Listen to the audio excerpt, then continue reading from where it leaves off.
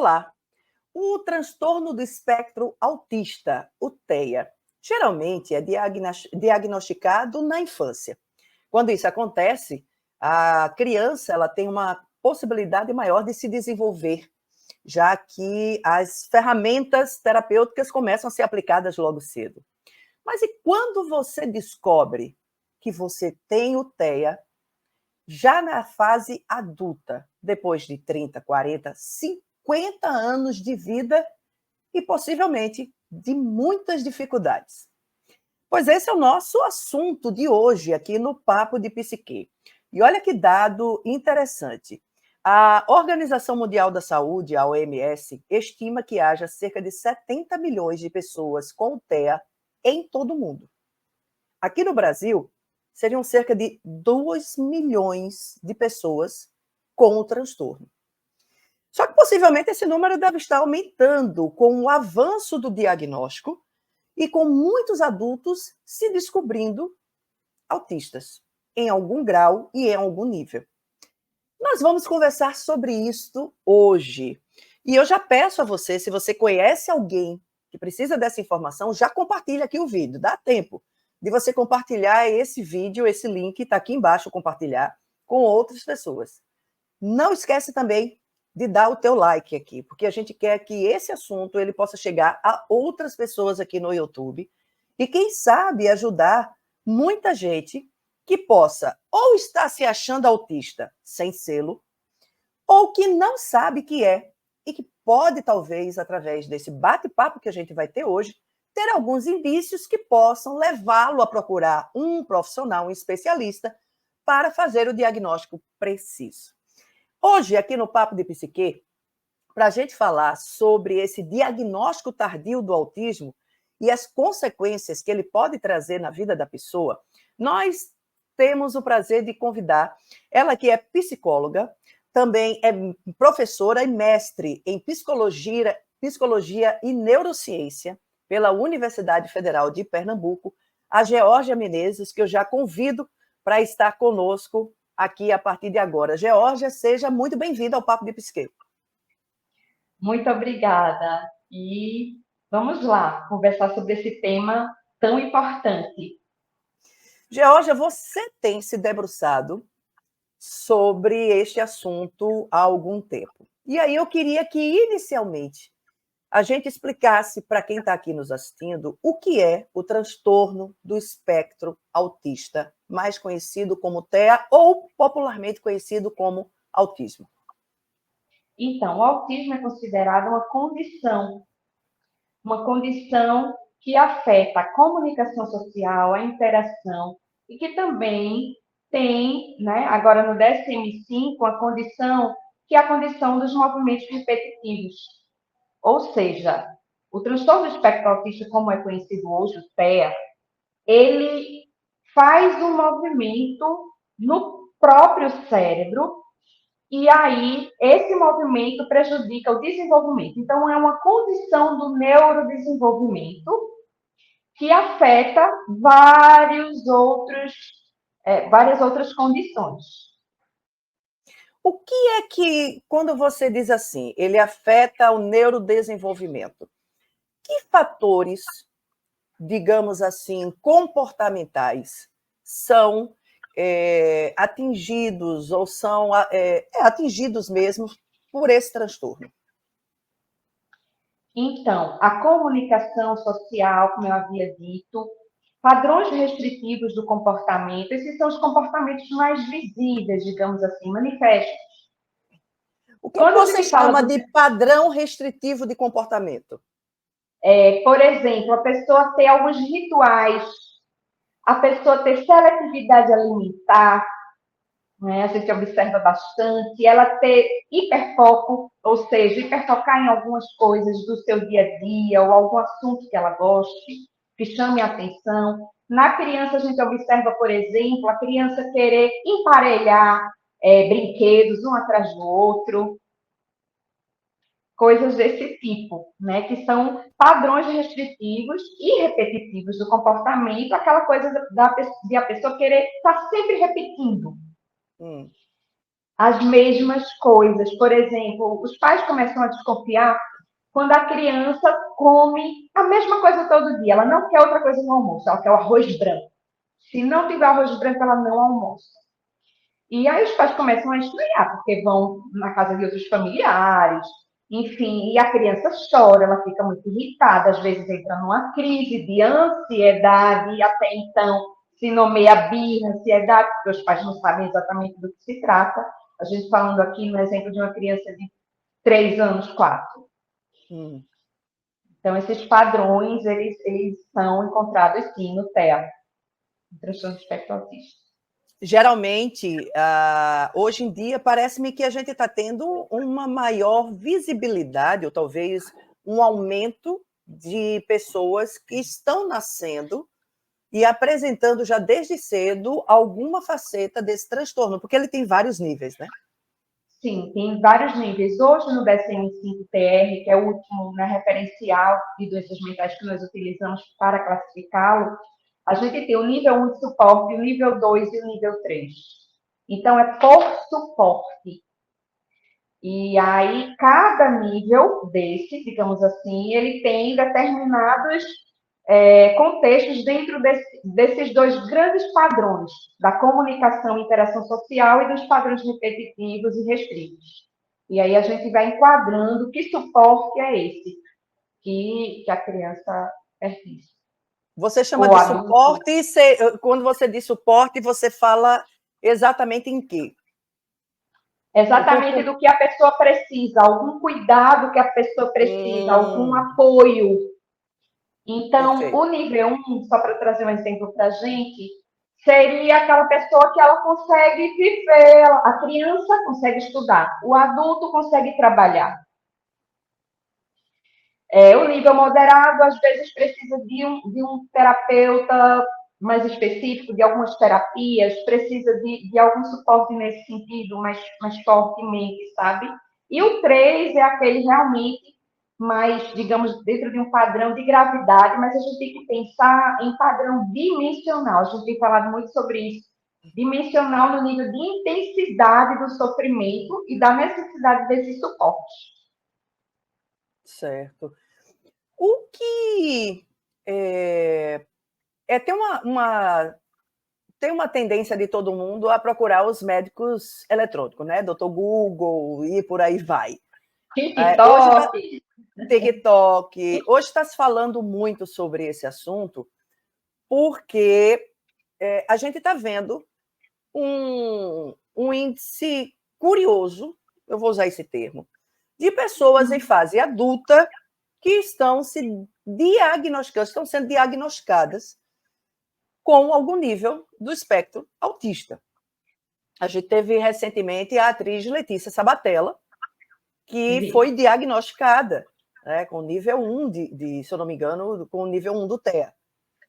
Mas, Georgia, antes da gente entrar especificamente nessa questão desse diagnóstico tardio, uma pergunta que eu acho muito importante.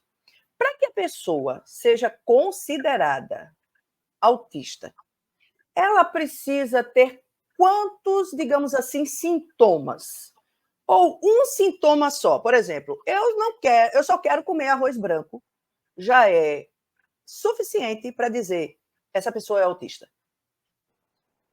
Perfeita a sua colocação agora nessa questão de entrar aqui agora. Veja, um sintoma só não fecha um diagnóstico. E é por isso que é extremamente importante e relevante esse momento aqui da gente, que isso se espalhe para mais pessoas, para que as pessoas compreendam a necessidade de procurar um profissional de saúde mental habilitado para poder verificar os níveis e dimensões dos sintomas para poder realmente caracterizar um diagnóstico do TEA, transtorno de espectro autista, e seu nível. Por quê? Porque são muitos sintomas, não é simples. A gente tem que observar uma coisa muitíssimo importante: o nível de sofrimento dessa pessoa. Então, é como eu costumo falar: um transtorno já diz transtorno. Não existe um transtorno que não cause algum impacto na vida. Então, é extremamente importante, volto a dizer, E se procure uma pessoa para que a gente avalie esses padrões que eu mencionei que o DSM-5TR traz, porque tem muitas nuances dentro deles. Então, eu tenho dificuldade para me alimentar, posso ser autista? Não. Só esse sintoma não caracteriza. Eu tenho dificuldade na comunicação social. Isso pertence a muitos outros transtornos também. Então, Sim. eu posso ter uma ansiedade social, eu posso ter algo na personalidade, eu posso ter uma personalidade esquizoide. Enfim, então é muito importante, inclusive, eu preciso mencionar que o diagnóstico precisa ser feito em conjunto. Que em conjunto com que tipos de profissionais? Ótimo. Então, a gente precisa do médico psiquiatra, neurologista, ou mesmo neuropediatra, no caso, ou neuropsiquiatra, no caso de crianças, né?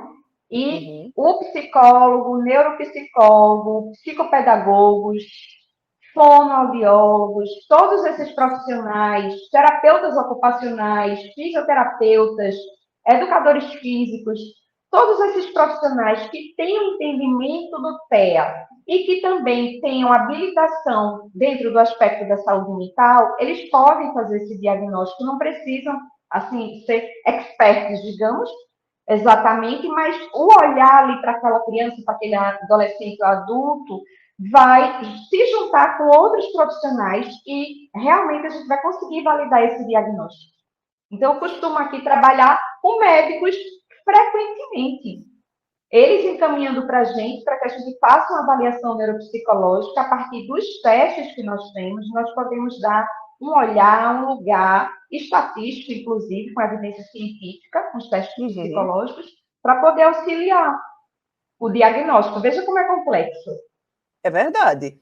É por isso que eu fiz essa pergunta, porque, por exemplo, a questão da dificuldade de se relacionar.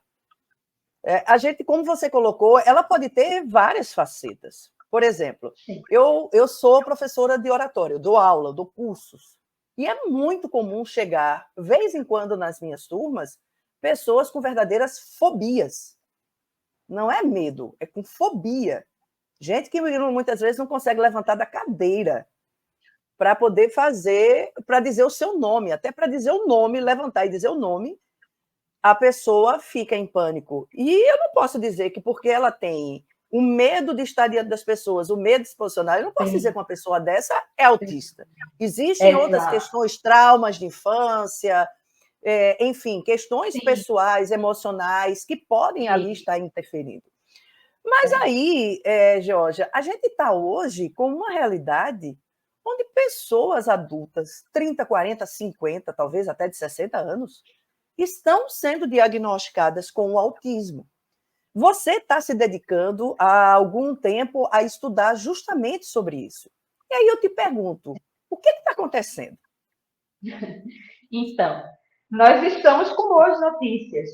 Nós temos conhecimento científico hoje, nós temos pessoas estudando, se capacitando e auxiliando nesses diagnósticos. Então, é realmente um avanço científico que a gente precisa comemorar dentro de toda a questão do transtorno do espectro autista. De 2 anos para cá, nós avançamos, na minha opinião, 20 anos em pesquisas. Então, o que, que acontece bastante? Chega o filho para ser avaliado e o pai começa a se identificar. Por quê? Inclusive, eu até separei essa partezinha aqui, no DSM-5TR tem uma partezinha muito importante, que é a parte que fala das pessoas não demonstrarem esses sintomas na infância tão facilmente. Então, veja como é complexo. A pessoa pode mascarar ou camuflar. Ela aprende isso. E aí, quando chega na fase adulta, quando se depara como se fosse um espelho com o filho, ela diz: Ei, eu já vivi isso, eu tive esse tipo de sofrimento na minha infância, na minha adolescência, e eu não via, ou eu passei por cima, ou eu engoli esse sofrimento. Costumamos dizer que agora esses transtornos de neurodesenvolvimento são também representam uma neurodivergência. Por quê? Porque é uma condição diferente de ser no mundo, inclusive do funcionamento cerebral, neurodivergência. Essa neurodivergência tem seu modo de funcionamento. Só que esse modo de funcionamento, digamos que há 10 anos, não acontecia, era considerado invisível, como hoje ainda é. Então, nós trazemos muito essas questões da neurodivergência e da invisibilidade, porque é aquela coisa que eu consigo, por exemplo, autismo nível 1, que é do meu objeto de estudo, o adulto, por exemplo, ele viveu, ele estuda, ele casou, ele tem uma família, ele se relaciona, só que com muita dificuldade. Quando ele era criança e adolescente, ele sofria bullying, só que naquele tempo não se falava tanto sobre isso. É verdade. Ele era o esquisito, ele era o estranho, e ele aprendeu a camuflar e mascarar para viver em sociedade. Eu escuto muito isso. Nossa, como eu vivi uma vida sem me ver. Eu não entendia por quê. Minha família sempre achou estranho, me achou estranha, me achou esquisita, me achou diferente. Mas eu dava meu jeitinho para poder estar nas festas com um sorriso. Eu escuto às vezes que as pessoas treinam no espelho o sorriso. Treinaram na sua infância o sorriso no espelho. Então é um sofrimento muito invisível, entende? E agora a gente sabe de onde parte, porque antigamente a gente só conhecia o TEA nível 2 e nível 3. Que eram os mais visíveis, né? Que eram os mais visíveis. Isso. É uma quebra de preconceito e paradigma muito grande. E veja só, o que tem levado? Eu acho interessante porque, assim, esse assunto, eu acho que ele começou a ter uma visibilidade maior, e aí é onde eu digo que, como profissional de comunicação, a gente, enquanto profissional de comunicação, a gente sabe que a comunicação social, ela tem uma função social muito importante. A comunicação, ela tem que ser usada a favor da sociedade, numa prestação de serviço para a sociedade, e não para estar espalhando fake news. Que isso é um desserviço, inclusive ao juramento que a gente faz quando a gente se forma. É a mesma coisa do médico que jura lutar pela vida. Mas e aí a gente percebe que esse assunto ele começou a ter mais visibilidade quando alguns folhetins começaram a trazer isso. A gente teve isso, está me vindo aqui à mente agora, uma novela que eu acho que o Bruno Galeasso, ele tinha, se eu não me engano, eu acho, época. Era isso, desculpa, era verdade, era esquizofrenia, não era coisa. Mas enfim, mas era um transtorno também. Mas era um transtorno também, né? E que geralmente você não leva. Sim, né? Você não leva isso para as pessoas. Então, a gente teve Malhação, quando eu trouxe aquela menina com Asperger, que se chama? O Asperger. No 14 se usava, aí no 5 se retirou. Pronto. E aí, a gente teve agora alguns adultos, e aí Letícia Sabatella, que é uma atriz super conhecida, belíssima, né, cantora maravilhosa, é uma artista completa, aquela menina. Sim, completa. E trouxe aí esse diagnóstico, né, para a vida dela, que deve, e que ela colocou que foi, de uma certa forma, um alívio para que ela possa tratar. Qual o que está levando as pessoas para o consultório para fazer esse diagnóstico? Será que elas estão tendo um pouco mais de informação? Ou será que os incômodos estão tão grandes na vida dela que elas estão procurando um profissional para saber o que está acontecendo? Eu diria que as duas coisas, inclusive com evidência científica. Por quê? No pós-pandemia, todos nós ainda estamos vivendo reflexo do pós-pandemia. Ainda estamos aqui sobreviventes, que bom, mas as marcas são muitas. Pela primeira vez, eu estive num congresso que o professor trouxe assim, gente, pela primeira vez o QI dos nossos filhos estão diminuindo. Então, isso reflete muita coisa. Então, nas pessoas que tinham esses sintomas mais mascarados, vamos pensar, mais camuflados, de repente entram no sofrimento econômico, social, o medo, a frustração, perdas de familiares, o medo da própria vida, ter que se adaptar a novas realidades. Fizeram com que, de certa forma, eclodisse, sim, mais sintomatologia. E eu preciso concordar também com a outra a questão que você trouxe, a questão da informação. Sem dúvida, se a gente para pensar, de certa maneira, essas informações nas redes sociais, na internet, são importantes para que as pessoas Sim. se vejam. É importante para que a pessoa se veja e procure os profissionais, e não que se autodiagnostiquem. Esse é o problema, porque hoje, como as pessoas acham, e aí a gente tem um problema muito sério, porque as pessoas passaram a conceituar aquilo que elas recebem através de uma rede social como algo correto, batido ali, né? Prego batido, ponta virada, acabou-se. Aquilo é uma verdade indiscutível. E aí eu vejo que há um risco de você se autodiagnosticar por um TikTok e passar. E a gente sabe que a mente ela tem essa capacidade neuroplástica de que quando eu determino uma coisa para mim, aquela coisa ela passa a se tornar uma realidade. Sim. E aí então a pessoa diz: eu sou autista, eu faço isso porque eu sou autista, eu faço isso porque eu descobri que eu sou autista. Quando na verdade a pessoa não é autista, o que ela precisa é de um bom psicólogo. Sim. Exatamente. É de uma boa terapia, é de um bom converseiro, como diz a história. Sim, ela precisa de um acolhimento, ela precisa de orientações e não ser diagnosticada. Então, tem acontecido uma felicidade e um problema, no sentido de, pela primeira vez, a gente está conseguindo ajudar tantas pessoas que estavam aí à margem, sem nem saber, e ter noção do seu próprio funcionamento e, a partir de então, ter condições de fazer algo a respeito para realmente melhorar. Isso é fantástico. Assim, todos os dias eu fico muito impressionada com o impacto positivo que uma avaliação compreensiva pode fazer pela pessoa, sabe? Acho que o olho brilha aqui, né? Porque você vê a pessoa dizer assim: gente, agora eu sei, eu Isso é compreendo fantástico. tudo, eu compreendo porque eu não sou um estranho, eu não tenho que estar mais me escondendo. E aí diz, me ajude, fale com a minha noiva, fale com a minha mãe, converse com meu esposo, eu preciso ser compreendida. Aí lá vai a gente chama a pessoa também para explicar, porque é tudo muito novo.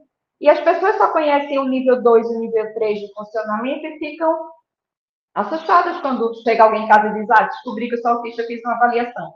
Uhum. Fala para a gente, já que a gente conhecia mais o nível 2 e o nível 3, fala um pouquinho mais para a gente sobre esse nível 1, Georgia. Que características ele traz, que peculiaridades ele traz, e para a gente entender por que foi tão difícil diagnosticar isso mais cedo.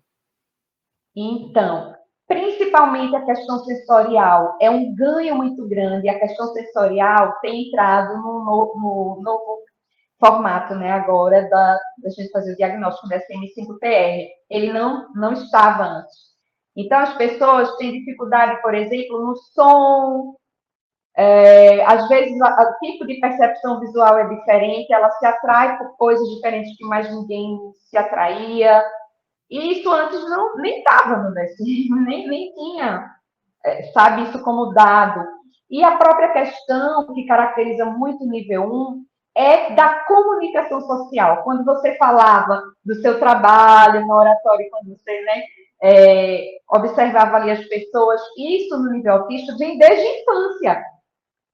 Não é uma situação de um curso que eu estou fazendo de oratória somente. Isso não pode caracterizar. É assim. A pessoa chega assim. Quando eu era criança, eu sabia tudo que eu queria falar para o professor, mas eu ficava caladinha. Porque eu não conseguia falar, tinha uma trava. E eu sempre fui a tímida, eu sempre fui a quieta, eu sempre fui a menina tranquila.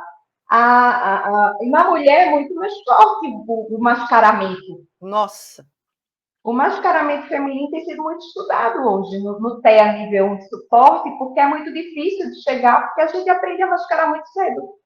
Comportamento adequado, educação, orientação. Então, tudo isso faz com que a pessoa se perca um pouco do seu próprio sofrimento, ele passa a ser invisível. Então, digamos que o nível 1 ele é aquele que ele é o mais invisível no sentido de a pessoa mascarar e camuflar mais facilmente. E essa é uma marca muito importante que a gente precisa observar para fazer o diagnóstico.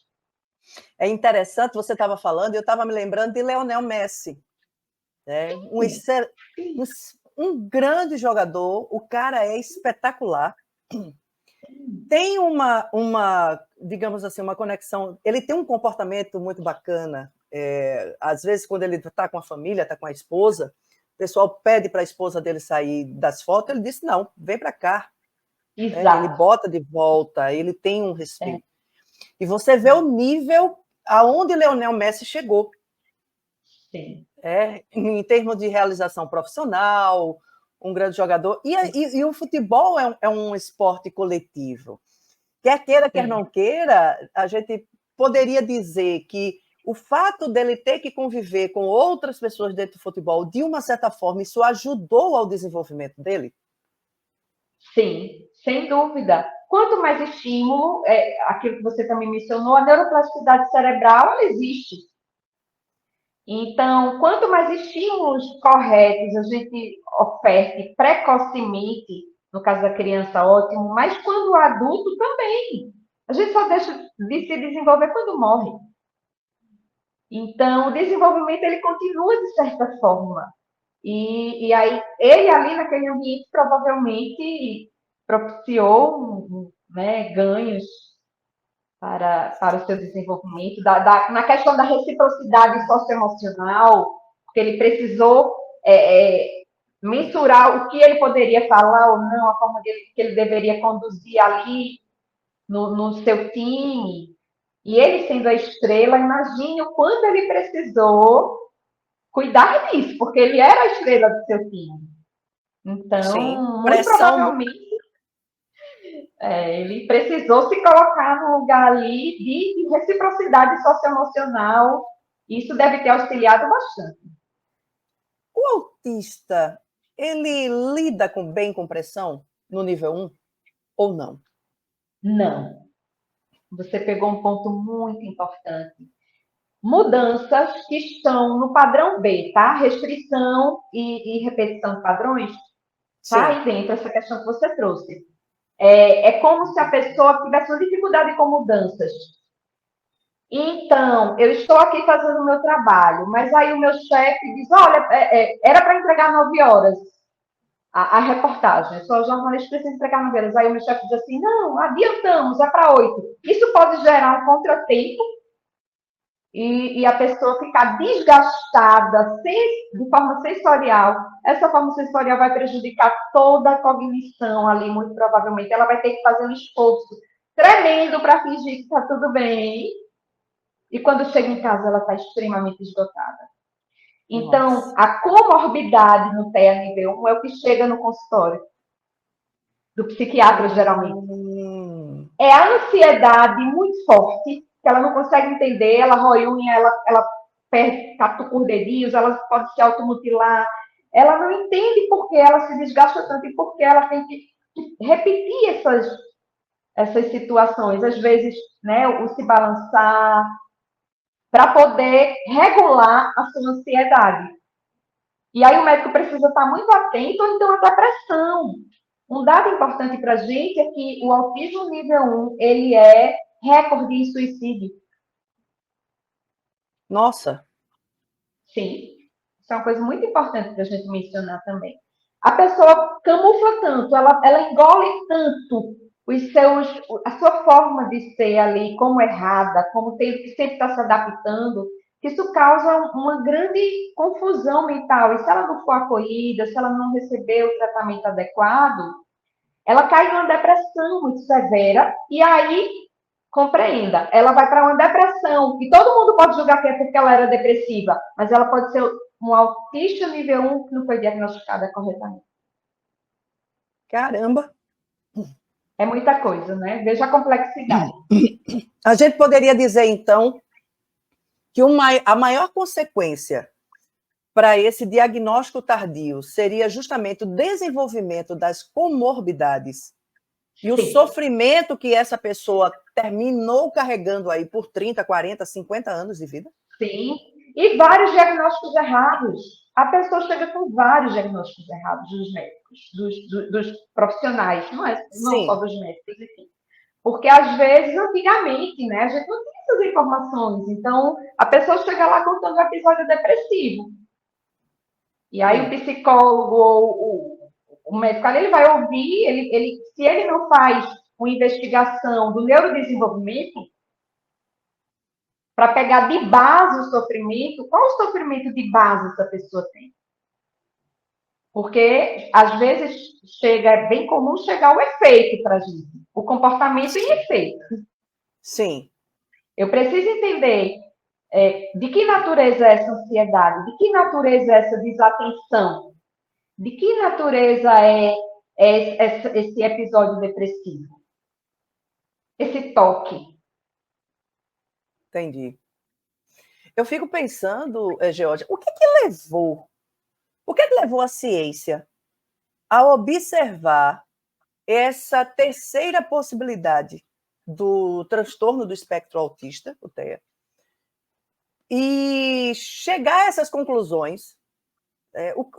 Como foi que isso começou? Vocês têm acesso a isso quando vocês estão se debruçando sobre esse tipo de estudo? Sim, sim. Várias pessoas vão estudando, digamos assim, a base do funcionamento cerebral, certo? Falando neurocientificamente. Então, a gente vai compreendendo como esse cérebro funciona, quais são as causas, por exemplo, o TEA é genética e ambiental. Pode não ser hereditário, mas é genético, que a gente mais sabe. E também ambiental, porque certas coisas podem ocasionar também no ventre materno, porque é lá no ventre que se forma, sendo do neurodesenvolvimento, eu não desenvolvo depois do nascimento, eu desenvolvo ali no período intrauterino. Só que algo pode ocasionar também. Tem pesquisas com cigarro, por exemplo. Poluição, por exemplo. Pode desenvolver. Você está falando isso em nível de feto? Sim. Vários estudos comprovando. Então, é como se a gente fosse pesquisando de base e isso fosse se ampliando para os profissionais da praxis, da prática. Sim. E aí a gente vai tendo conhecimento ampliado, e aí a gente entra no fechamento de critérios. Olha aqui, para cá. O bicho é grosso, hein? Não é? O bicho é grosso. Aí a gente chega nisso. Veja, a gente está falando de um transtorno, né? Específico. Mas aqui tem vários. E aí, a gente, falando especificamente do TEA, esses avanços da base biológica, digamos assim, a nível neurocientífico mesmo, eles vão dando suporte, eles vão dando conhecimento para que a gente vá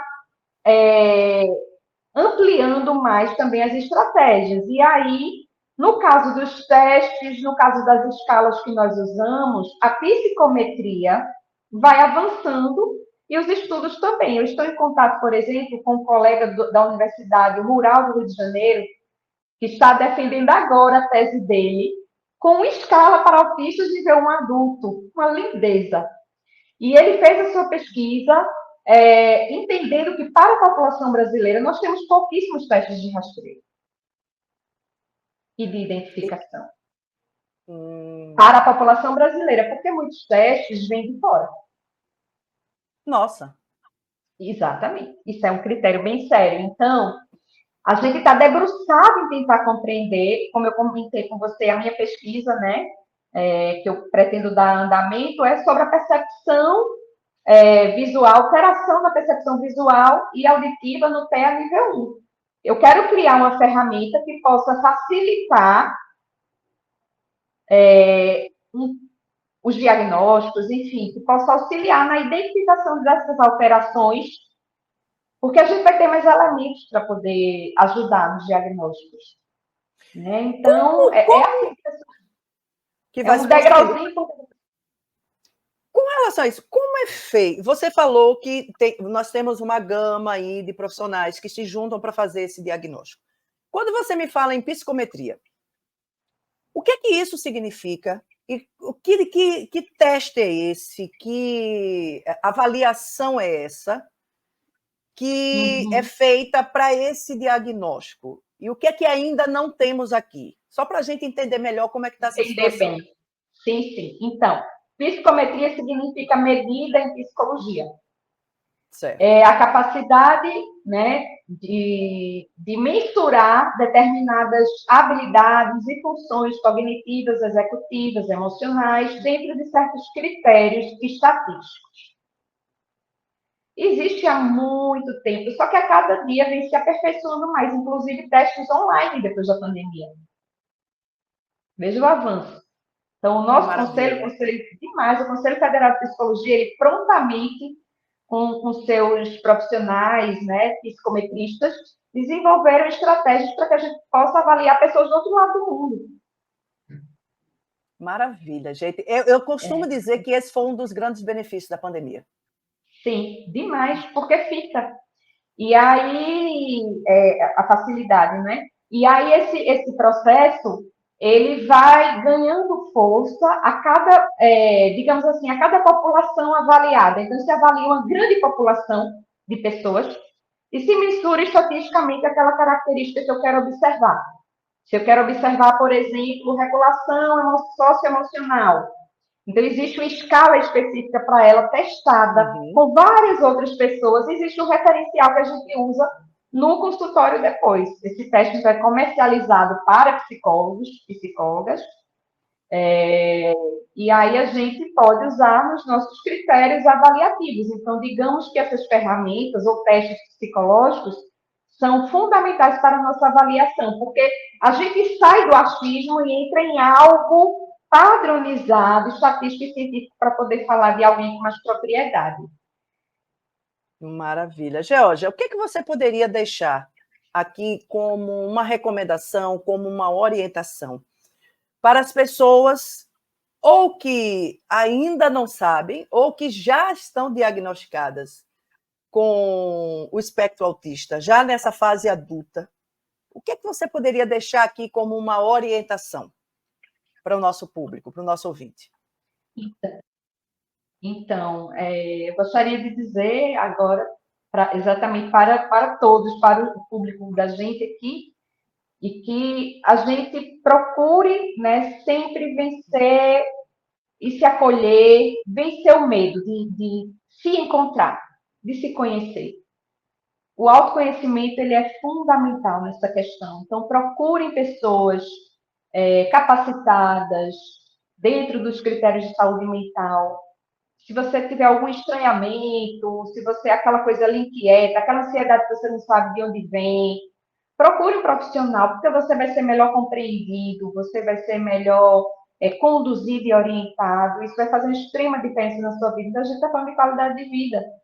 Exato. Na Qual vida seria o... que você está levando, se a gente não cuida da qualidade de vida, eu diria que é autocuidado. Total. Qual é o primeiro profissional que deve ser procurado? Qual seria a melhor indicação? Ou neuropsicólogo para fazer uma avaliação, ou médico, psiquiatra, neurologista, que possa também. A gente trabalha em conjunto, então, normalmente, Sim. a gente caminha para o médico ou o médico caminha para a gente. Então, qualquer um dos dois que você possa realmente partir daí, né, desse processo, ou se tiver ali com o filho com dificuldade de aprendizagem no psicopedagogo, o psicopedagogo também nos encaminha, a gente também encaminha para o psicopedagogo. Então, uma equipe multidisciplinar de saúde mental que compreenda sobre o TEA, eu diria que é fenomenal. Maravilha. Georgia Menezes, eu gostaria imensamente de agradecer a tua participação aqui no Papo de Psique. Eu acho que esse papo foi muito esclarecedor. Eu espero que as pessoas que estão nos assistindo tenham aclarado um pouco mais as ideias delas, e que também compartilhem isso com outras pessoas que elas acham que precisam ter esse conhecimento. E eu queria que você deixasse aqui, pessoal, como é que o pessoal te acha, qual é o teu Instagram, como é que o pessoal pode ter acesso aí ao que você está fazendo. Sim, sim. Então, eu movimento meu Instagram profissional e vocês podem ir lá para ter algumas informações, entrar em contato, é georgia.menezes.neuropsi. Exatamente.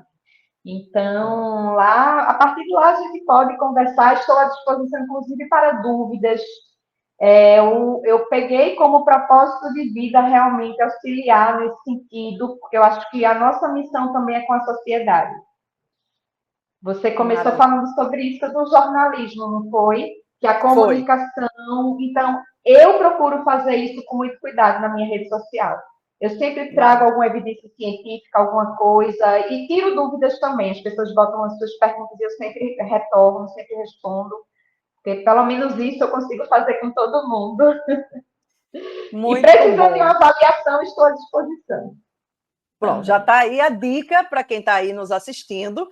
Georgia, eu quero te agradecer, quero dizer que espero que você volte aqui outras vezes, quando tiver novidades nessa área, avisa que a Sim, gente abre aqui o sim, espaço para a gente trazer para toda essa nossa comunidade, porque o Papo de Psique ele tem esse objetivo de levar informação com qualidade, com seriedade para as pessoas, mostrando para elas que existem alternativas para a gente ter saúde mental, para a gente ter saúde física e sim. saúde espiritual também. Então, Exato.